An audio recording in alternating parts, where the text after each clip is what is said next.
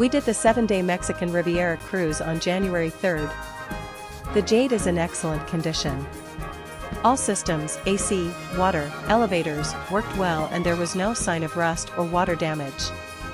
Its interior decoration, however, hasn't changed since its days as the pride of Hawaii. The art in the hallways and the main dining room decor was distinctly Polynesian. We had an obstructed view cabin forward of the atrium. It was quiet and we did not notice noise from that angle. It was, however, the smallest cabin I've ever had.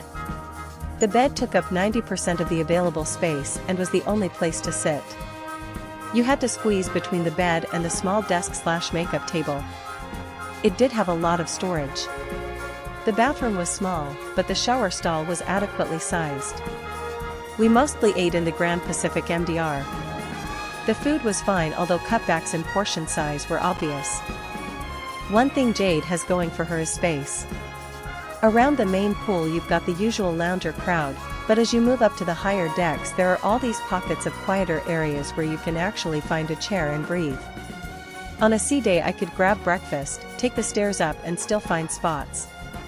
On deck 13 there's the pit stop, which is a car-themed bar and smoking area that wraps around part of the pool deck. It's technically a restaurant too, but I never once saw anyone eating there. It's more of a place to grab a drink, sit in the breeze, and people watch. Just behind that you step inside into Spinnaker Lounge, which might be my favorite room on the whole ship. On deck 12, you hit the Garden Cafe, which is Jade's buffet. This was one of the more pleasant surprises of the cruise. In my survey I rated overall food quality good and the overall food and beverage experience very good, and the buffet is a big reason why. They cook in smaller batches, so dishes stay fresher, and there was a nice variety at breakfast and dinner with some decent international options mixed in. Even with a good buffet, though, my secret weapon on this cruise was breakfast in the main dining room. Most mornings I went down to Grand Pacific instead of joining the buffet chaos. It was calm, organized, and just a much nicer way to start the day.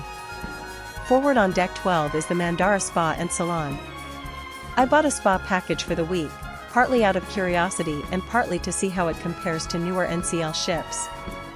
The staff themselves were wonderful. On the survey I gave the salon and spa staff excellent, but the age and condition of the spa definitely show.